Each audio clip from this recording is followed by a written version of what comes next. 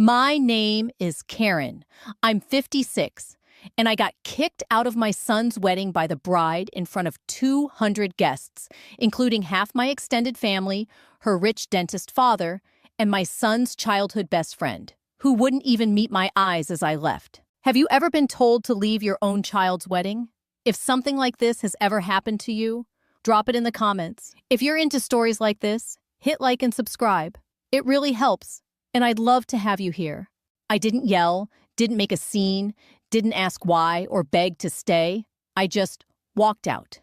But not before I heard one sentence that told me everything I needed to know that I was never supposed to hear.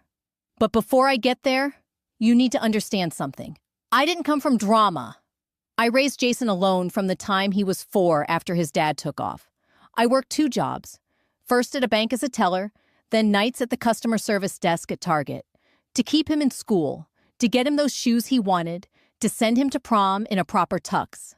And when he got into college, I cried so hard in the parking lot, I had to lie and say my allergies were acting up. So no, I didn't expect him to marry someone like Marissa.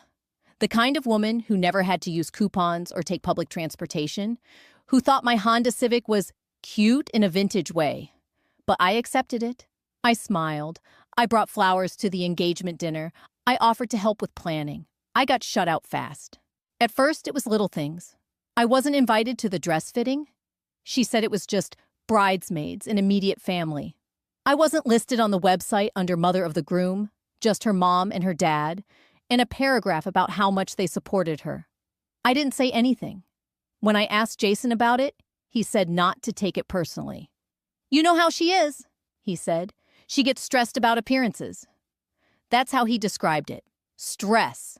Like it was a valid excuse to erase me from everything. Still, I bought a dress. Pale blue, long sleeves, nothing flashy. I didn't want to look like I was trying to compete. I got my hair done at a nicer salon than usual because the one in my neighborhood was closed for renovations. I had my nails done in a soft pink and even spent the night before in a hotel so I'd be nearby and not risk being late. I didn't sleep much. I kept worrying I'd forget the card, the gift, or that I'd trip walking to my seat. You don't understand unless you've been the single mom trying to do everything right. You always feel one wrong word away from being labeled difficult or dramatic. I arrived at the venue right on time, not early. Marissa specifically told me not to come early. "We'll be doing pictures and the girls will be half-dressed," she said, like I was some kind of intruder. So I respected it. I pulled into the lot, checked my makeup in the mirror twice, held my gift tight against my chest, and walked toward the garden where everything was set up. I saw the white chairs, the floral arch, the minister standing off to the side. People were seated already, chatting. I saw her mom standing near the front, in a cream-colored gown that was just shy of bridal. She didn't look at me. I spotted an open seat in the second row, not front row. I'm not that arrogant, and started heading toward it. That's when Marissa appeared, stepping right into my path like she'd been waiting for me. Her makeup was heavier than usual, and her mouth was pulled tight. "What are you doing here?" she asked. Her tone wasn't confused or surprised. It was rehearsed. I smiled, thinking maybe she was joking. "I'm here for the wedding," I said quietly. She didn't smile back.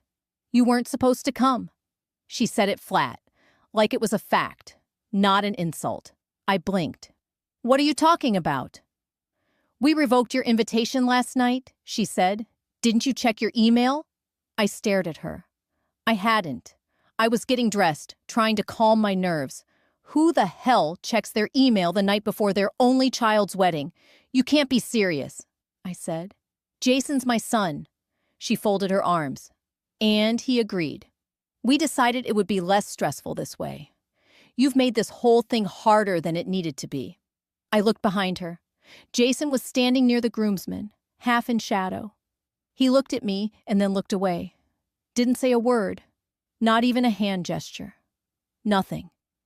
And that, honestly, hurt more than anything Marissa said. "You told your own mother not to come to your wedding?" I asked, louder than I meant to. People turned.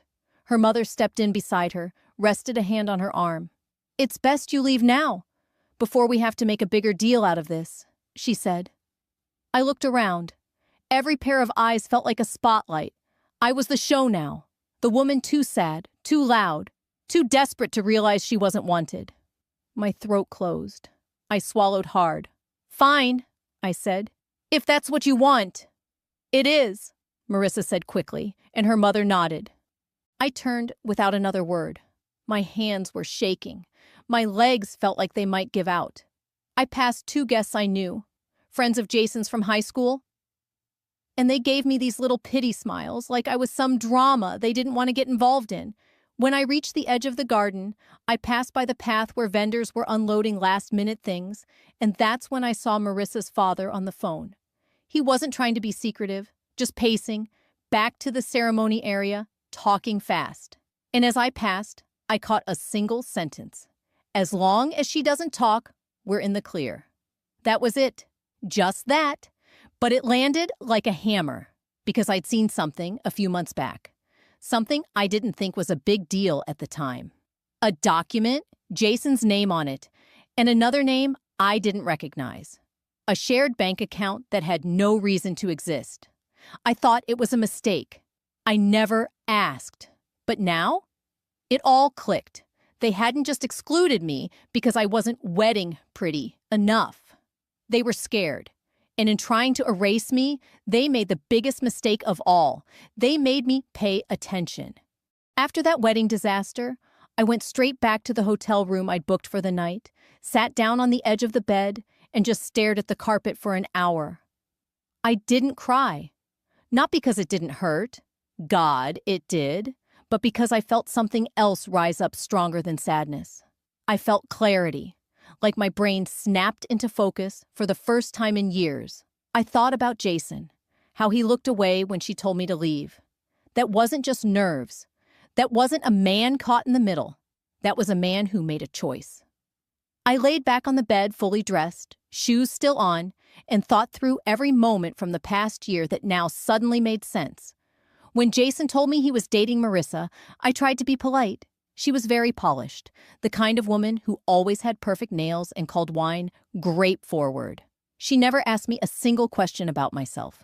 Every time we had dinner, I felt like a charity case. She'd smile too wide, laugh too politely, and then look at Jason like, "Can we go now?" I remember once offering to help with the wedding invites. She told me, "It's okay. We're using a design service.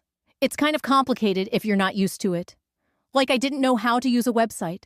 Another time, I asked if I could bring Jason's childhood photos for the memory table. She said, "We already picked the theme. We're doing minimalism. It's just a cleaner aesthetic." What she meant was, there was no space for anything personal that didn't fit her Instagram vision. The more I thought about it, the more I realized I'd been gradually shut out for months. I wasn't being dramatic. I was being erased, and I let it happen because I told myself I was being respectful. But respectful shouldn't mean invisible. And then there was that one strange thing I'd pushed out of my mind, the shared bank document. It was about 6 months ago. Jason had asked me to grab his mail while he and Marissa were away on a trip. I'd brought it inside, sorted through it on his kitchen counter like I'd done 100 times before when he was in college. One envelope was half open, from a private bank. I saw his name on it, and under it, another name, Clarence McDowell. I don't know why I remembered that exact name, but it stuck. It wasn't Marissa, and it wasn't any friend or relative I knew. The account had a balance of over $110,000, which was strange because Jason had told me he'd taken out loans for part of the wedding. I asked him casually later if he had a joint account, and he said no. Just no. No explanation. I let it go. Now, I wish I hadn't. Because the sentence I heard at the wedding, "As long as she doesn't talk, we're in the clear," connected something. I didn't know what yet, but I felt the heat in my chest. I wasn't angry anymore. I was alert. I left the hotel the next morning, still in my gown, hair a mess, no makeup left, and drove straight home. I didn't tell anyone what happened, not even my sister. I spent the whole day pacing, not knowing what I was supposed to do. Call Jason? Demand an explanation? But why bother? He'd already chosen his side. I pulled out my old laptop that afternoon and Googled the name Clarence McDowell. Nothing came up at first. Just a few obituaries, a car dealer. But then I tried Clarence McDowell plus fraud. And the first result was a PDF of a court filing from 2 years ago. Civil suit, something about identity manipulation and property flipping. The name was buried in a list of shell companies. It wasn't proof, but it was a thread. I spent the next few hours trying to stay calm. I wasn't trying to build a case or get revenge. I wanted to know what they were hiding. Why Marissa, her parents, and Jason all suddenly treated me like a threat. If I was a harmless, out-of-touch mom, they could have ignored me. But they didn't. They silenced me. That meant something. I started going back through everything. Emails, text messages, voicemails. Marissa had always been careful. There were never any written conflicts, just long silences and vague, polite refusals. But one thing stood out. The day after Jason proposed, he texted me a photo of the ring. I'd replied, "She looks happy. I'm proud of you." A minute later, he sent, "I'm glad you're on board." That sounded off. On board? Like it was a deal, not a relationship. I didn't sleep that night. I stayed up researching shell companies and joint accounts. I felt ridiculous and paranoid, but also too deep to stop. I remembered one more thing. The time Marissa came to my house just once, right after the engagement. I'd offered her tea. She refused. While I was in the kitchen, I caught her at my bookshelf holding one of my tax folders.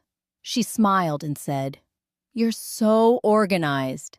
At the time, I thought it was just awkward small talk. Now I wonder if she was looking for something. That thought kept me up the entire night. The next morning, I called an old friend from my first job at the bank, Danielle. She'd gone on to become a compliance officer for a private financial institution. I asked her if she could help me understand how someone might use joint accounts to hide money or names. She hesitated, asked what was going on, and I said, "I think my son's being used, and I think I wasn't supposed to see something I did." She agreed to meet for lunch. When I showed her the partial screenshot I'd taken of the account months ago, her face changed. She said, "Karen, this is structured to look legitimate, but it's not. That second name? He's listed as a silent cosigner. That's usually a red flag in these setups." I asked what kind of setups. She said, "Usually fake business fronts, real estate, sometimes identity swaps. People use relatives, partners, anyone they think won't ask questions." My stomach turned. Jason wasn't stupid, but he was gullible when it came to people he wanted to impress. I started to wonder if he even knew what he'd gotten into. I didn't tell Danielle everything yet. I needed more.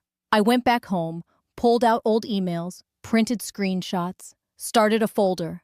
I labeled it just in case. But deep down, I knew what I was doing. I was getting ready. Not for revenge, for exposure. I wasn't going to let them paint me as the crazy mother who couldn't let go. I was going to be the one who saw through the lie. They told me to disappear. I was going to do the opposite. I was going to dig until the whole damn thing came out. It took me another week to admit to myself that I wasn't just looking into a weird financial document anymore. I was investigating my own son. That realization felt like swallowing broken glass, but I couldn't unsee what I'd already connected. I wasn't looking for problems. I wasn't trying to ruin his marriage. I wasn't acting out of jealousy or resentment like I knew they'd accuse me of. I just couldn't stop myself from digging, because the more I found, the less sense anything made. After that lunch with Danielle, I didn't sleep much. I kept going over what she said.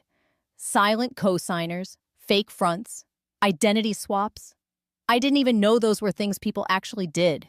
That night, I pulled up a spreadsheet and started laying everything out.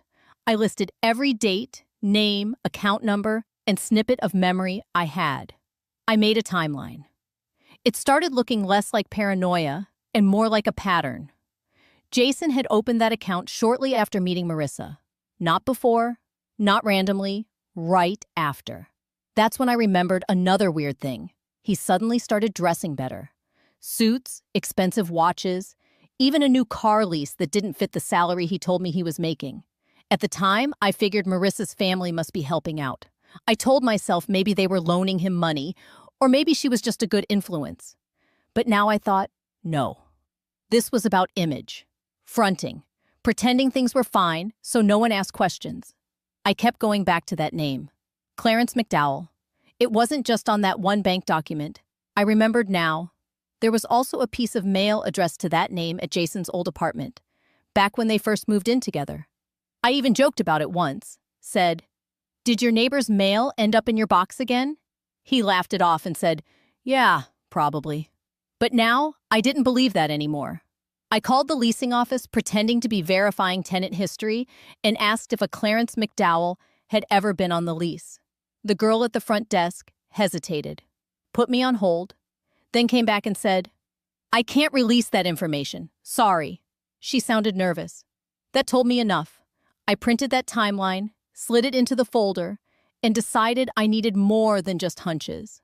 I needed something undeniable. So I went through Jason's old boxes at my place, the ones he'd left when he moved in with Marissa. In one of them, I found an old external hard drive. I plugged it into my laptop, and at first it was just college files, essays, photos from spring break, tax documents. But then I found a folder labeled Invoices 2021. Inside were dozens of PDFs. Most were typical, invoices for freelance design work, consulting services, but two files stood out. One was from a company called CBM Consulting Group for $2,500. Another was from Equinox Logistics for $37,000. Neither had a real address. I Googled both company names and came up with nothing. Blank shell. It looked like real paperwork, but it was hollow. I printed those too. Then I did something I wasn't proud of. I drove to Jason's place while I knew he'd be at work. I still had a spare key from when he first moved in. I told myself I was just going to look around, not touch anything, not open drawers. That didn't last.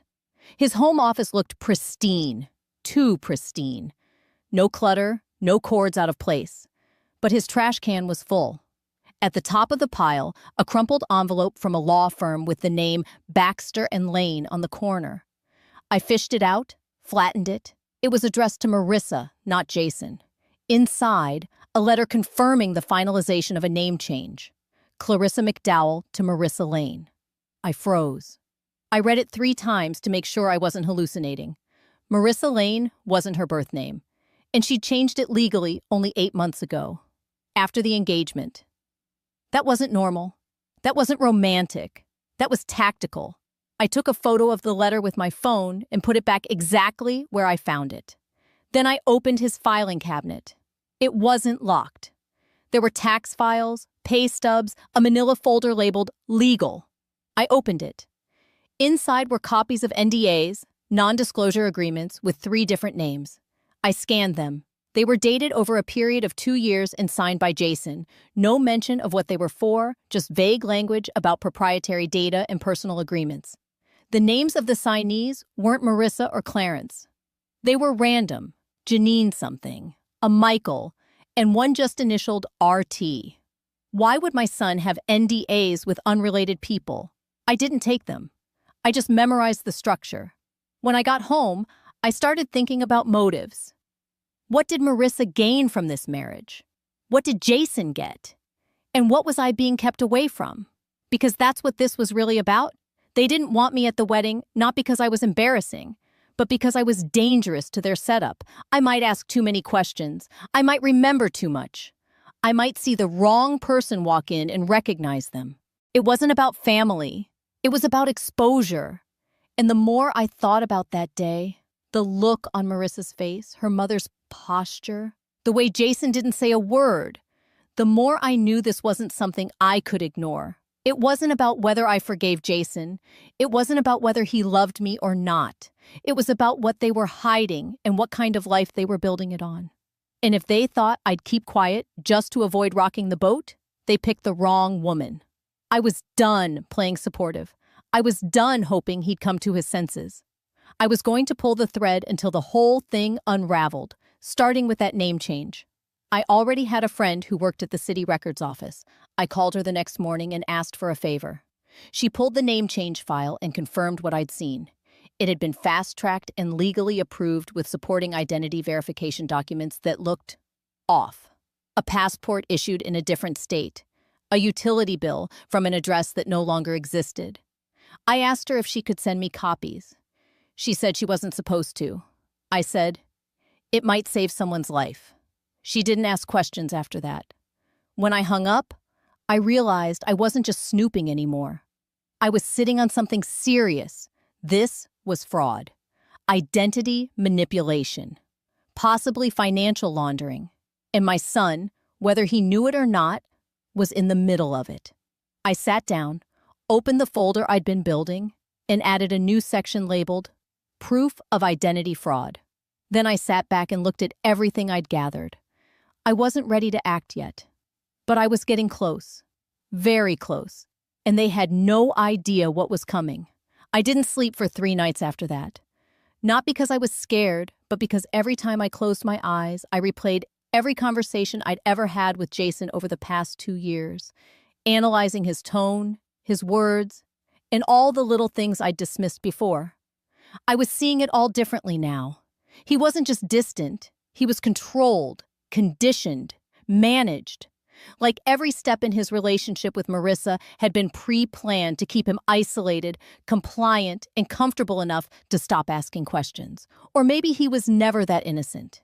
Maybe he saw the money, the lifestyle, the image, and looked the other way. That thought made my stomach turn. I kept telling myself he was still the boy who used to bring me wildflowers from the schoolyard, who once cried when I worked 3 nights in a row and forgot to sign his permission slip. But the man he'd become, the one who stood silently as his fiancée kicked me out of the wedding I helped raise him toward, was someone I didn't recognize. That's when I decided I couldn't afford to wait for more clarity. I had enough. I just didn't know where to take it. I knew I couldn't go to the police with half a folder and hunches. I needed someone who'd believe me, help me understand the legal ground I was standing on, and protect me from accidentally ruining everything by saying the wrong thing. So I called Lisa, a woman I used to work with at the bank 15 years ago, who later became a financial investigator for a private firm. We hadn't spoken in years, but I still had her number saved.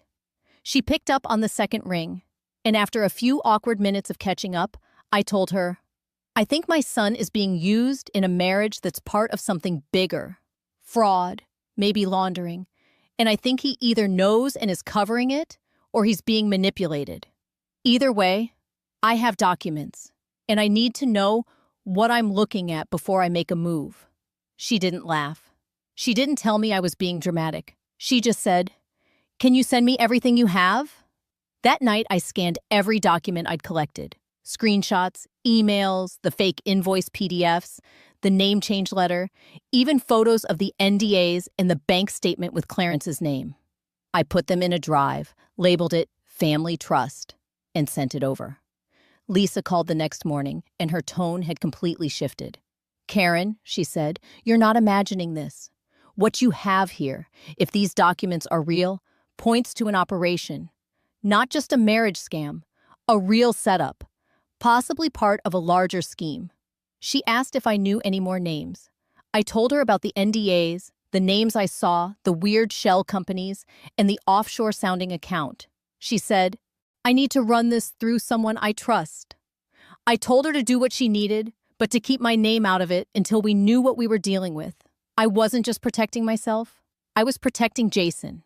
Because even if he'd knowingly walked into this, I couldn't shake the idea that he was in deeper than he knew and probably thought silence was the safest route. People think silence is neutral. It's not. It's a shield and a weapon, depending on who's holding it. I stayed home that week, barely leaving the house, checking my phone every 10 minutes, waiting for Lisa's next update. When it came, it wasn't good, but it was what I needed. She called and said, the name Clarence McDowell has come up before, in a different investigation years ago tied to immigration rackets and stolen identities. Not enough to charge, but he disappeared off the radar. It's likely not even a real name. And the companies on those invoices? They're part of a known template used in front scams. We're talking international fraud, Karen. I felt sick and vindicated at the same time. This wasn't just some shady tax trick. It was serious. I asked her what I should do. She said, you need to stop digging on your own. You've already done more than most people ever would. If you go to the authorities, go with a lawyer. And if you're not ready for that yet, then protect your evidence. Keep backups. Keep it safe. And don't confront them directly. Not yet. That last part was the hardest.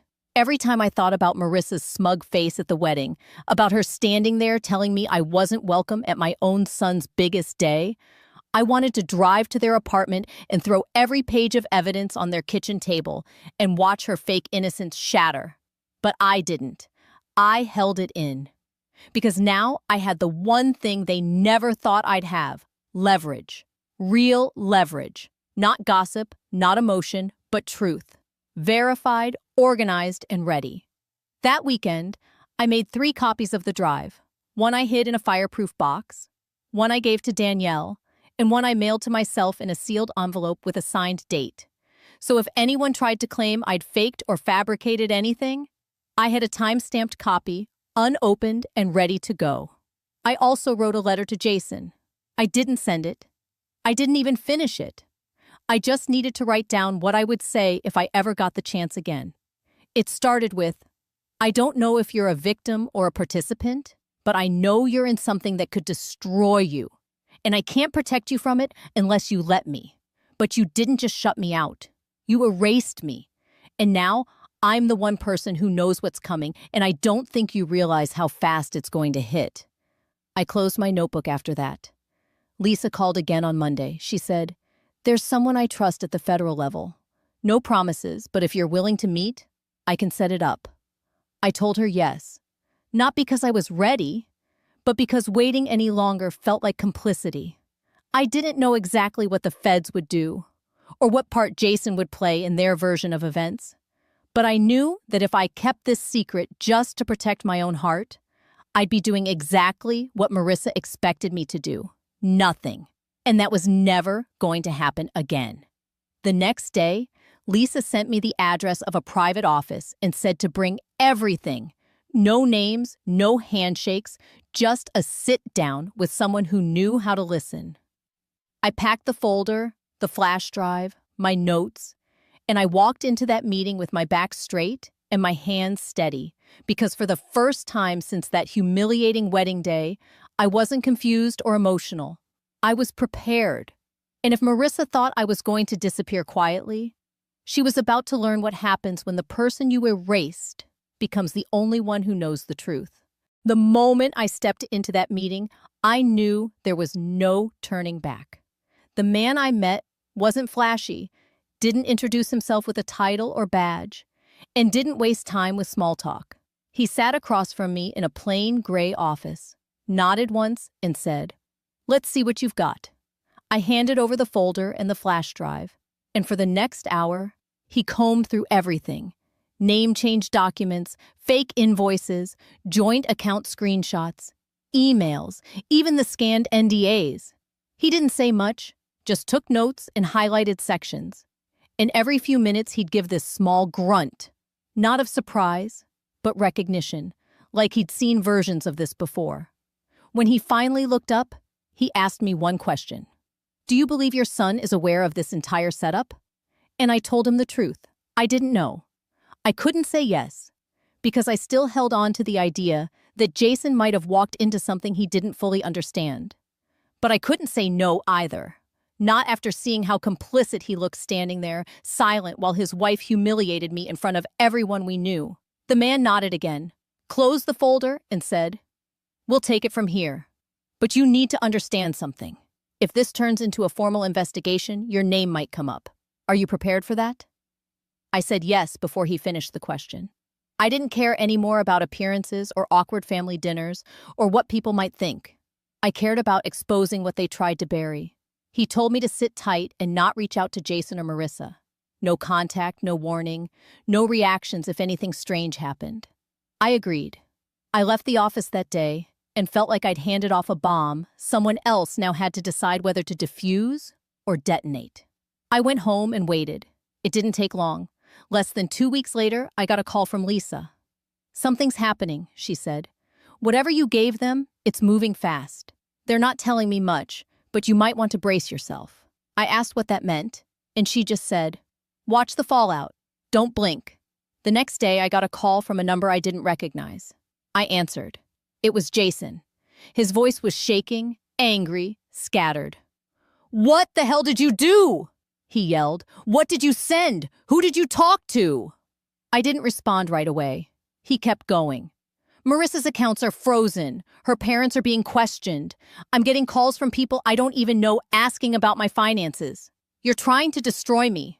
I stayed calm and asked him one question. "Did you know she changed her name?" He went silent. Not for a second, for a full 5 seconds. Then he said, "It's complicated." That told me everything. "You knew," I said. "You knew about the fake companies, the joint accounts, the name change, all of it. And you stood there and let her throw me out of your wedding like I was nothing." He said something I'll never forget. "I didn't think it would matter." That was it. I didn't think it would matter. Like my place in his life was optional, a footnote, something he could erase to keep the illusion going. I didn't scream. I didn't cry. I just said, "Well, it matters now, doesn't it?" He hung up. No apology, no defense, just dead air. I sat in my kitchen and waited for the guilt to hit me, but it didn't. All I felt was clarity. A few days later, it all started unfolding publicly. Marissa's company, whatever shell of a brand she'd built, announced a temporary pause on operations. Her social media accounts vanished. Her father's dental practice had a staff restructuring. The pieces were falling in real time, and I didn't need to lift a finger. People started talking. I heard from an old friend who worked in local finance who said her firm had been contacted by investigators about 2 of the fake companies Marissa used on Jason's invoices. One of Jason's groomsmen reached out to me, someone who hadn't spoken to me in years, and said, "Karen, I don't know what's happening, but it's everywhere. People are saying she used a stolen ID to get a visa. Is that true?" I didn't confirm or deny. I just said, "She made a lot of choices, and now they're catching up to her." And then came the worst call. Jason again, this time crying. Not yelling, not blaming, just sobbing into the phone like a lost child. "They're going to arrest her," he said. "I didn't know how far it went. I swear, Mom, I didn't know everything." I wanted to believe him. But then he said, "Can you fix it?" And I knew he still didn't get it. He still thought I was there to clean up his mess. Like I hadn't been cut out, discarded, humiliated. I told him, "Jason, you told me I didn't matter. And now the only reason any of this is being stopped is because I paid attention. Not because you did the right thing, because I refused to stay silent." He tried to interrupt. I didn't let him. "You made your choice. You don't get to pick me back up now that everything's broken. I tried to warn you. You ignored me. You chose her. You let her walk over me. You let her erase me from my own family." He said, "I was scared." I said, "So was I. The difference is, I did something about it." That was the last time we spoke. I haven't heard from him since. I don't know what happened next in full detail. I wasn't given a play-by-play. But I know from Lisa that formal proceedings were underway. I wasn't listed in anything publicly. They protected me, just like they said they would. But the story started leaking in pieces. Articles, rumors, statements from financial institutions about fraud prevention. And in all of it, I saw the same pattern. Marissa's name, her aliases, the shady companies, the undocumented transfers. Jason was tied to it. Maybe not legally yet, but in public opinion, definitely. I was out of the picture now, and not in the way they planned. They wanted me erased. Instead, I became the only reason the truth came out. And the more I thought about it, the more I realized I didn't feel victorious. I felt relieved, because for the first time in years, I wasn't pretending anymore. I wasn't pretending my son was the same boy I raised. I wasn't pretending Marissa was just misunderstood. I wasn't pretending that keeping quiet made me the bigger person. It made me complicit. And now, I was done. They burned the bridge. I lit the rest of it on fire. And I didn't look back. Months went by after everything collapsed, and life didn't snap back to normal. It settled into something quieter, something lonelier, but also clearer. I wasn't getting updates from Lisa anymore, and I stopped asking. I figured if anything major happened, she'd let me know. But I didn't need play-by-plays. I'd done my part, and whatever consequences came next were no longer mine to carry. I didn't feel like a hero, and I didn't want pity, but I also wasn't going to act like I regretted what I'd done. The truth is, I never wanted revenge. I just wanted respect. I wanted a place at the table, a seat at the wedding, a few photos on the damn memory board. I didn't want to destroy anyone. But when they pushed me out and tried to pretend I didn't matter, they forced me to pay attention. And when I paid attention, I saw what they'd spent years trying to hide. I went back to work part-time at a tax prep firm because sitting at home was driving me nuts. And I started walking every morning just to get out of my own head. Nobody in my life really knew what happened except for Danielle and Lisa. And that was how I preferred it. People assumed Jason had gone quiet because he got married and moved on. And I let them assume. I didn't want to explain the whole story to people who only cared about the gossip. I wanted to rebuild without having to relive it over and over. But even with all that effort, there was still a hole where Jason used to be. It wasn't just about the betrayal. It was about the silence after. I hadn't heard from him since that last call, and I didn't expect to. I figured he was either laying low, trying to salvage what was left of his name, or maybe he'd convinced himself I was the enemy and didn't deserve another word. I accepted that. I didn't forgive it, but I accepted it. Then one afternoon, something unexpected happened. I was folding laundry when the doorbell rang. I opened the door, and standing there was a woman I didn't recognize. She looked to be in her late 20s, holding a small child, maybe 4 or 5 years old. The woman said, "Are you Karen?" I said yes, cautiously. She said, "I'm Sophia. I used to be married to your son." For a second, I thought I misheard her. "You what?" I asked. She said, "I was married to Jason, overseas. He never divorced me. I found out he got remarried on social media and traced the address back to you." I stepped outside, completely thrown. "And this is?" I asked, looking at the little boy. She said, "Your grandson." I didn't speak. I just stared. She continued, "I'm not here to cause problems. I just thought you should know. Jason and I were together 5 years. He left when he said he got a job in the States, promised he'd send for us. He stopped answering my calls. I filed for abandonment. Never heard from him again. My mouth went dry. "Why now?" I asked. She said, "Because my son deserves to know where he comes from. And because I saw your name in a few articles linked to the investigation. I figured if anyone would tell the truth, it'd be you." I asked if she wanted to come in. She said yes. We sat in my kitchen. She was calm, polite, not bitter, just exhausted. She showed me photos, documents, even an old marriage certificate. There was no doubt. Jason had been married before and never told anyone. And the boy, he had Jason's eyes. No question. I couldn't believe it. After everything, after the lies, the fraud, the way he erased me, now I was sitting across from a daughter-in-law I never knew existed and a grandson who'd been hidden just like I had. I asked her what she planned to do. She said, "I just want him to know his family. I don't need money. I'm not here to sue. I just want someone in his life who won't disappear." That sentence hit hard. I nodded and told her I'd like to be that person. She smiled. "That's what I hoped you'd say." Over the next few weeks, they started coming by more often. I set up a little bedroom for the boy. I bought a car seat. I learned how to make the dishes he liked. I never once told him bad things about his father. I just said, sometimes grown-ups make choices that don't make sense. He was too young to need more than that. And Sophia, she became a friend.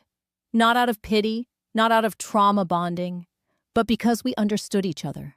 Two women who'd been lied to, discarded, and left to clean up someone else's mess. We built something quiet but solid, a new kind of family. And for the first time in a long time, I didn't feel like I was waiting for an apology. I didn't care if Jason ever called. I didn't care if Marissa vanished from the planet. I didn't care if people whispered behind my back, because I had my life back.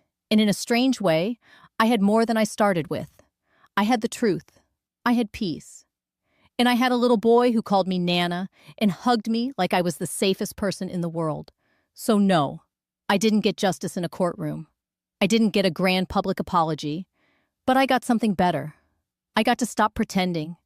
I got to take all their lies and turn them into something good, and I did it without screaming, without threats, without revenge. I did it by listening, watching, and refusing to disappear. They tried to ruin me. Instead, I walked away with everything that matters. And I'm not looking back.